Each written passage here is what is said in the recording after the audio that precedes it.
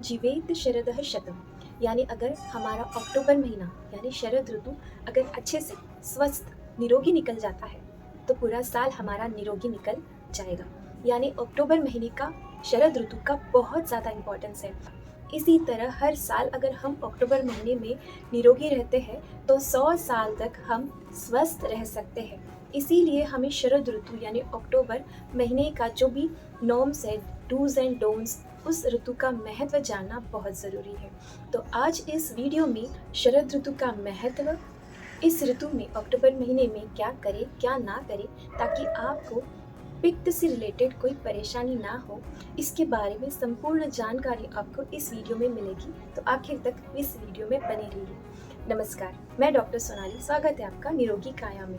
अगर आपको आज की ये जानकारी उपयोगी लगी तो इसे ज़रूर लाइक कीजिएगा, अपने परिवार के साथ इसे ज़रूर शेयर कीजिएगा ताकि वे भी अक्टूबर महीने का महत्व जान सके और स्वस्थ रह पाए। और अगर आप हमारे चैनल से अब तक नहीं जुड़े हैं तो इसे सब्सक्राइब करें ताकि आपको इसी तरह हेल्थ से रिलेटेड जानकारी मिलती रहेगी। हम सभी को पता है कि शरद ऋतु यानी सितंबर अक्टूबर महीने में बहुत ज़्यादा हीट होती है। तो अक्टूबर महीने में ऐसा होता क्या है कि कई लोगों को उससे परेशानी होती है। एक्चुअली अक्टूबर महीना शरद ऋतु, इसमें बहुत ज़्यादा पित्त दोष बढ़ता है। ये काल ट्रांसफॉर्मेशन यानी बदलाव लाने वाला काल होता है। पित्त दोष के हेल्प से शरीर में अच्छा और बुरा बदलाव आता है, ट्रांसफॉर्मेशन होता है। स्वभावतः शरद ऋतु ये पित्त विकृति यानी पित्त को बढ़ाने वाला काल है। जैसे आप देखिएगा कि वर्षा ऋतु में यानी बरसात के मौसम में बहुत ज़्यादा पित्त शरीर में कलेक्ट होने लगता है और जैसे ही अक्टूबर हीट आती है वो ज़्यादा बढ़कर व्यक्त होता है। और ऐसे ही पित्त बढ़ाने वाले काल में अगर गलत आहार विहार यानी खान पान और बर्तन अगर गलत हो जाए तो शरीर स्वास्थ्य बिगड़ सकता है। जैसे बरसात के मौसम में बहुत ज़्यादा बादल आसमान में छाए होते हैं, जिस वजह से जो पित्त शरीर में कलेक्ट हो रहा है उसके वजह से, ठंड के वजह से वो हमें महसूस नहीं हो पाता। लेकिन जैसे ही बादल निकल जाते हैं, शरीर में जो कलेक्ट हुआ पित्त है और जो सूरज की किरण, जो तेज सूरज की किरण शरीर पर गिरते हैं, उसके वजह से जो कलेक्ट हुआ जो पित्त है वो एकदम से बढ़कर शरीर में कई सारे लक्षण दिखाने लगता है। अष्टांग हृदय में वाग्भट जी कहते हैं, वर्षा शीतो चित्तांगानां सहसैवार करश्मिभिः तप्तानां संचितं वृष्णो पित्तम शरदि कुप्यति। और ऐसे में अगर कोई हमसे गलती हो जाती है तो वो बहुत सारे विकार करने के लिए रेडी रहता है। इसीलिए भी शरद ऋतु का महत्व बहुत ज़्यादा है। शरीर में पित्त अगर ज़्यादा बढ़ता है तो उसको शांत करने का सबसे अच्छा और घरेलू नुस्खा है कि आप सुबह शाम अपने खान पान में घी यानी गाय का शुद्ध घर पर बनाया हुआ घी का सेवन करें। आप छौंका लगाने के लिए भी घी का इस्तेमाल कर सकते हैं। स्वभावतः घी ठंडा होने के कारण पित्त के विरुद्ध है और पित्त को कम करने के लिए, शांत करने के लिए श्रेष्ठ माना जाता है। आप गाय का और भैंस का घी ज़रूर ले सकते हैं। जो वात पित्त प्रकृति के लोग हैं वे भैंस का घी भी सेवन कर सकते हैं। जो कफ प्रकृति के लोग हैं वे गाय का घी ही इस्तेमाल करें। भैंस के घी से कोलेस्ट्रॉल बढ़ेगा लेकिन गाय के घी से कोलेस्ट्रॉल नहीं बढ़ेगा। इस पर एक डिटेल वीडियो है, आप इसे ज़रूर चेक कीजिएगा। आयुर्वेद हमेशा षड्रसात्मक आहार लेने के लिए कहता है, लेकिन हर एक ऋतु के अनुसार दोष बढ़ते और कम होते हैं। तो उसी के अनुसार हमारे शरीर में जो 6 रस है, मधुर अम्ल लवण कटु तिक्त कषाय, इन्हें भी हम कम ज़्यादा कर सकते हैं। तो पित्त का जो गुण है वो उष्ण है, गर्म है। तो पित्त को विरोधी जो रस या फिर स्वाद वाले जो पदार्थ है जैसे मधुर, कषैली और कड़वी, ये 3 जो रस है वो पित्त को शांत कम करने के लिए बहुत उपयोगी है।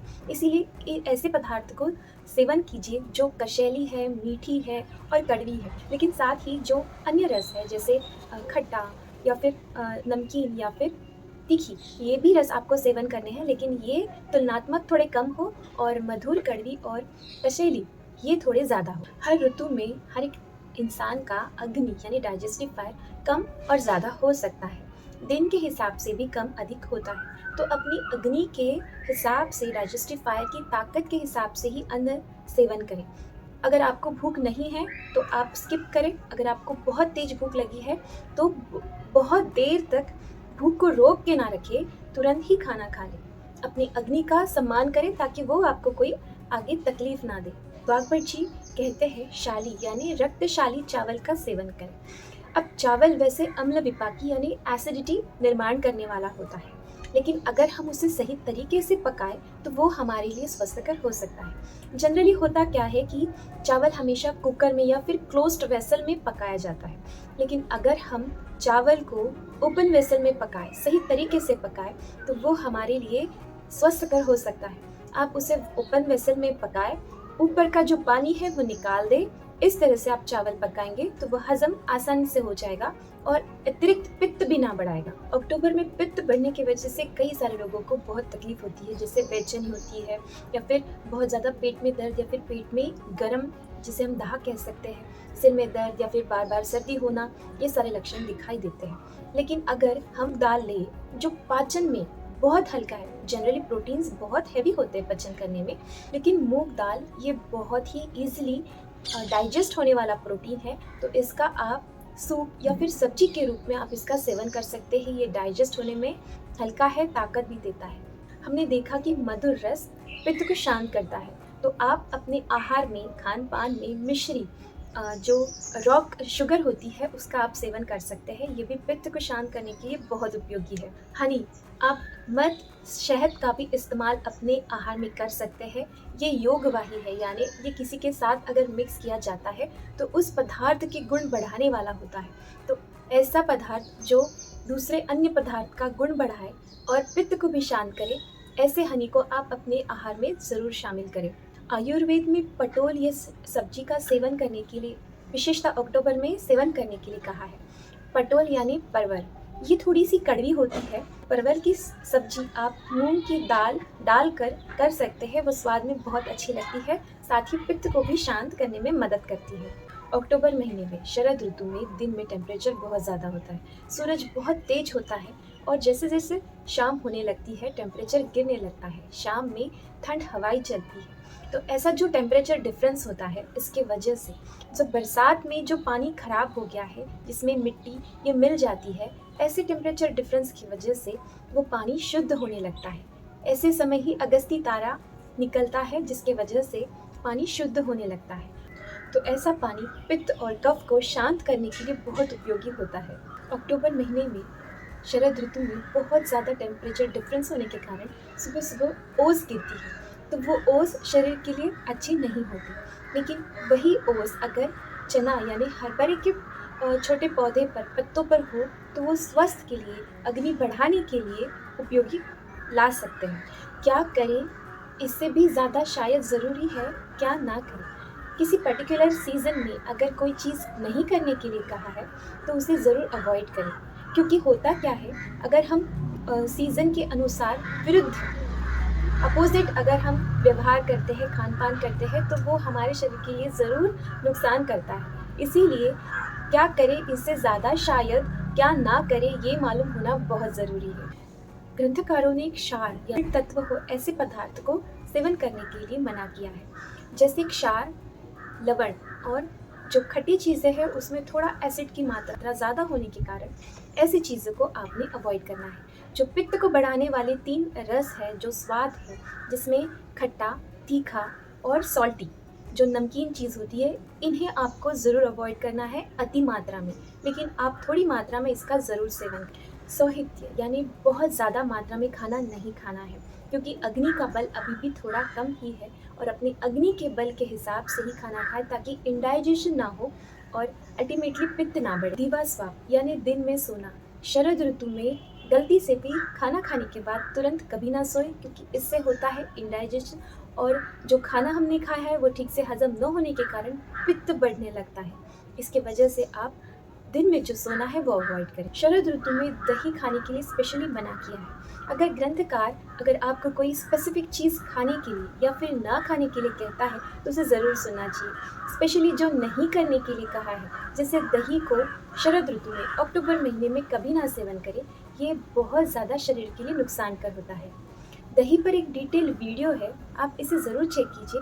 शरद ऋतु में बहुत ज़्यादा ऑयली, डीप फ्राइड ऐसे पदार्थ खाने के लिए मना किया है, यानी जो शरीर के लिए जो रुक्ष हो, यानी थोड़े रूखे हो, पर स्वभाव में ठंडे हो ऐसे पदार्थ का सेवन करना है और ऑयली और स्पाइसी और बहुत ज़्यादा सॉल्टी पदार्थ को अवॉइड करना है। हमने देखा कि पित्त को शांत करने के लिए, शमन करने के लिए घृत सर्वश्रेष्ठ है। तो आयुर्वेद में वैसे ही जो स्वाद बताए हैं उसमें मधुर, कसैला और कड़वे, ये 3 ऐसे स्वाद हैं जो पित्त को शांत करते हैं। तो शास्त्र में ऐसा वर्णन है कि कड़वी चीज़ों, कड़वे औषधि को अगर घृत के साथ सिद्ध करते हैं, यानी दोनों को एक साथ मिलाकर पकाते हैं और कड़वी घृत तैयार करते हैं, तो ये घृत शरीर के लिए, शरीर के पित्त दोष को कम करने के लिए बहुत उपयोगी साबित होती है। तो ये जो कड़वे घृत होते हैं, ये शमन यानी थोड़ी थोड़ी मात्रा में रोज सेवन करना, ये भी शरीर के लिए लाभदायक है। और इसका शोधन मात्रा यानी शरीर में विरेचन, जिसे हम लूज मोशन भी कह सकते हैं, इस मात्रा में लें ताकि वो आपको लूज मोशन कराकर आपके शरीर का जो एक्स्ट्रा पित्त है उसे निकाल दे, जिसे हम विरेचन कहते हैं। तो पंचकर्म में विरेचन ये पित्त दोष को कम करने के लिए, पित्त को शरीर से बाहर निकालने के लिए बहुत उपयोगी साबित होती है। और ऐसे विरेचन करने से बहुत सारे जो स्किन डिजीज़ है या फिर पित्त और रक्त से रिलेटेड बहुत सारे जो व्याधि है वो कम करने के लिए विरेचन यानी जुलाब या फिर लूज मोशन जिसे आप कह सकते हैं, बहुत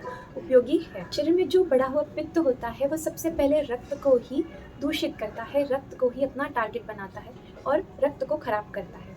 तो जो रक्त मोक्षण है वो भी शरीर का अशुद्ध रक्त बाहर निकालने के लिए उपयोगी है, जिसके साथ पित्त भी निकलने में हेल्प होती है। इस तरह रक्त और पित्त जो एक ही मयान में रहते हैं, उन्हें शांत करने के लिए रक्त मोक्षण बहुत उपयोगी है।